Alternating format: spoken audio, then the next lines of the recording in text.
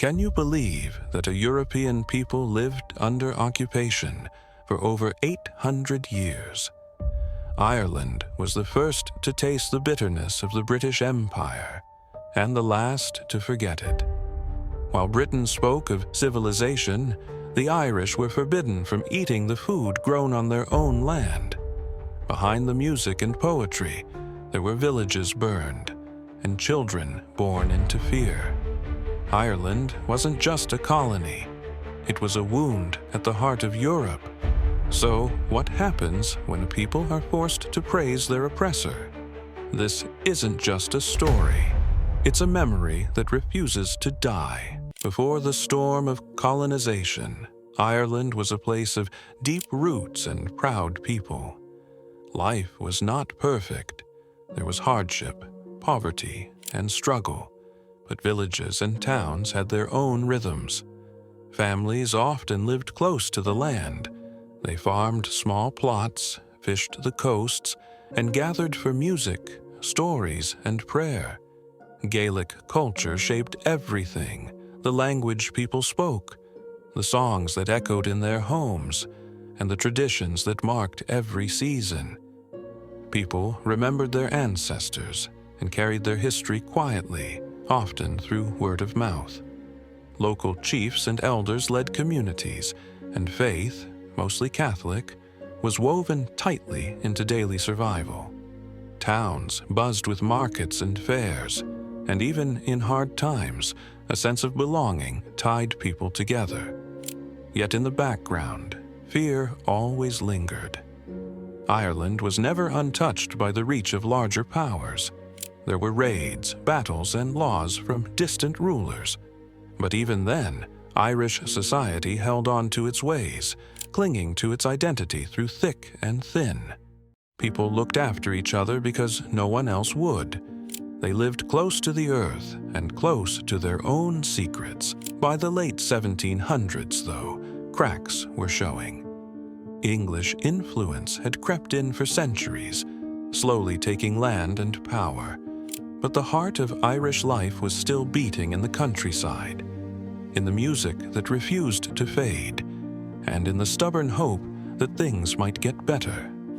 Many didn't own the land they worked. Landlords often lived far away, and the rules were harsh. Still, the Irish kept going. Faith, memory, and a quiet pride helped them endure, even as dark clouds gathered and change came closer with every year. The years that followed brought a heavy shadow over Ireland. British power tightened its grip, and the rules kept changing, always in someone else's favor. Old laws were swept aside or twisted against the Irish. Local chiefs lost their say. Lands changed hands, slipping from families who had lived on them for generations into the grasp of landlords, many of whom never set foot in Ireland. Instead, they sent agents to collect rents. If families could not pay, they were thrown out, sometimes with nothing but what they could carry. English became the language of rule, while Gaelic, a voice of memory and identity, was pushed to the edges. Catholic faith, so central to Irish life, was targeted with harsh penalties. Laws barred Catholics from owning land, running for office, or even attending school. Those who tried to resist faced punishment or exile. In towns and villages, daily life grew smaller, hopes narrower. Any sign of independence was seen as a threat. Uprisings were put down without mercy. Soldiers patrolled the fields and streets. Even the potato, a crop that fed millions, became a symbol of the struggle to survive under a distant government's gaze. The old ways, once a comfort, became something dangerous to show. Despite these hardships, voices of protest grumbled quietly at first, then louder, refusing to fall silent. Small acts of defiance, holding on to the language, practicing faith in secret, sharing stories, became the backbone of resistance. But the costs were real, and every year under British rule seemed to pull the heart of Ireland further from what it remembered.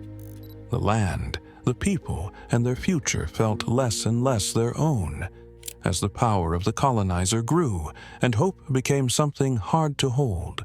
When colonization settled in fully, suffering took center stage in Ireland's story. The 1800s brought wave after wave of loss. The most painful was the Great Famine. From 1845 to 1852, crops failed and hunger swept the land. Potatoes rotted in the fields, and without this simple food, whole families starved. There was food in Ireland, but much of it was shipped away to England, to the markets of empire. Starving people watched wagons of grain pass them by on the roads. Disease followed hunger, and graves filled faster than anyone could count. During the famine, about 1 million died, and another 1 million fled, forced onto ships bound for America or Britain. Children were left orphaned. Villages emptied overnight. Homes fell silent except for the sound of sorrow and loss. Those who stayed behind lived with hunger in their bones and bitterness in their hearts. The famine was no accident. It was shaped by policies and choices that valued wealth over lives. People remembered the silence of those in power, the lack of mercy from distant landlords, and the cruelty in every eviction. Beyond the famine, oppression took many other forms. Resistance was answered with violence. The simplest acts, like speaking Irish, teaching children, or holding a Catholic Mass, sometimes meant risking everything. Laws stripped away rights year after year. Families found themselves suddenly homeless, their houses pulled down as punishment, their names erased from the land records. Some joined secret societies or banded together to fight back, using whatever means they could find. But many more lived in fear, weighed down by memories of those taken away or killed. Through all this, grief became part of what it meant to be Irish. Songs turned mournful. Stories spoke more often of loss than celebration. Yet even in such darkness, the will to survive remained. The people held to what they could: faith, language, and the stubborn belief that one day they might decide their own fate. As the century turned, silence in Ireland began to break. The grief and anger left by famine and oppression sparked something restless. Out of whispered prayers and secret gatherings, a wave of new hope and growing defiance began to rise. The dream of independence was carried by those who remembered everything they had lost. In cities and countryside alike, men and women spoke more openly about taking Ireland back, about finding a voice denied for too long. Political organizations and cultural groups formed, first in the quiet safety of homes, then in public halls. Young and old joined together to study the Irish language, to print newspapers, and to hold meetings that authorities tried to ban. Writers, poets, and teachers became unlikely leaders. Their words stirred feelings long buried. Soon, across Ireland, talk of freedom was no longer a secret. The push for home rule in the late 1800s caused turmoil. Some hoped debate and negotiation would lead to self-government. Others, frustrated with endless delays and broken promises, called for action. Tensions mounted and divisions deepened, even among the Irish themselves. In 1916, when the world was distracted by a wider war, a group of rebels seized their moment. The Easter Rising lasted only a week, and the rebellion's leaders were executed swiftly and publicly. The British hoped to stamp out the movement, but instead, their actions set off a wave of sympathy and anger. From that moment, resistance gained new hunger and new courage. Independence was now an urgent demand. The Irish Republican Army emerged, fighting a brutal guerrilla war against British rule. Villages and streets became battlegrounds. Families were split by fear, loyalty, and loss. The cost was high, lives shattered, cities scarred, but the desire for a country that belonged to its people grew stronger with every sacrifice. What began as whispers turned into a roar, impossible to ignore and impossible to crush. The fight for freedom had begun in earnest, and Ireland would never be the same again. The struggle for freedom reached a point of no return. After years of violence, negotiations, and heartbreak, the world saw Ireland on the edge of transformation. The Irish War of Independence broke out in 1919, a chaotic and bloody conflict between the British forces and the Irish Republican Army. This was not a war fought on far-off battlefields. This was neighbor against neighbor, village against patrol, a daily fight marked by ambushes, reprisals, and fear. Civilians carried the scars as houses burned and loved ones disappeared. Every victory was met with a new loss, every truce with the threat of betrayal.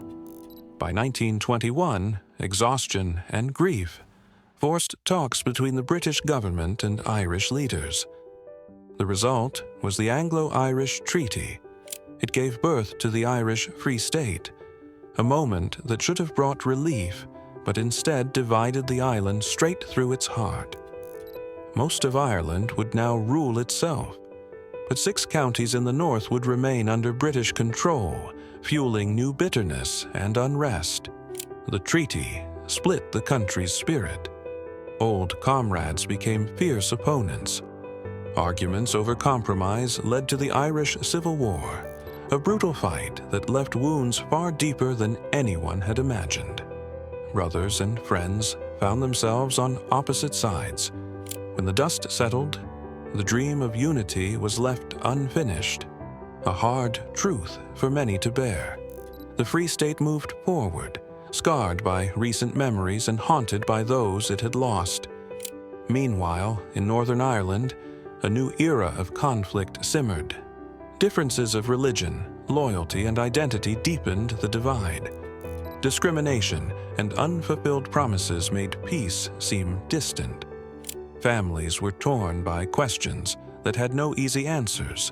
Who belonged? Who had power? And who paid the price for choices made far away? Out of war and heartbreak came a new Ireland, but not the Ireland that so many had pictured in their darkest years. Freedom had been won, but at an unbearable cost.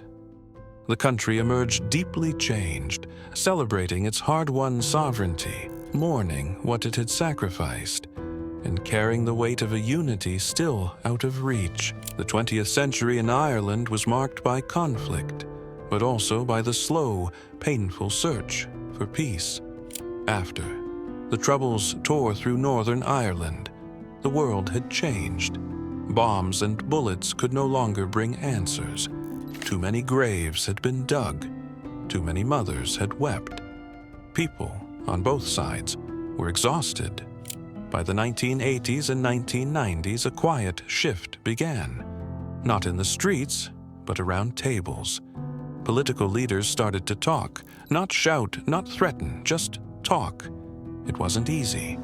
Old wounds ran deep. There were still mistrust and anger. But for the first time in decades, there was a real effort to end the violence, not just with silence, but with understanding. Bit by bit, walls that once kept people apart began to crack. In 1998, a miracle many thought impossible finally happened. The Good Friday Agreement was signed. Catholics and Protestants, British and Irish leaders, together they agreed on a path to peace. Northern Ireland would remain part of the United Kingdom, but only as long as its people wanted it. Power would be shared between both communities, and the guns, the hatred, the past, they would try to lay those down. But peace isn't magic. It doesn't erase memories or undo pain. It takes time and trust. And sometimes it breaks. Even after the agreement, violence did not vanish. Some still clung to old anger. Others couldn't forgive. There were more attacks, more fear. But there was also something new. People who stood together when tragedy struck. Protestant and Catholic, hand in hand. A fragile peace began to grow. From the year 2000 onwards, Ireland walked a thin line between healing and hurting. There were setbacks, there were disagreements, but also there were signs of change. Children of both sides started going to school together. Streets once divided by fear were opened, and songs of unity were sung alongside the old songs of grief. In 2005, the IRA announced it would finally lay down arms for good.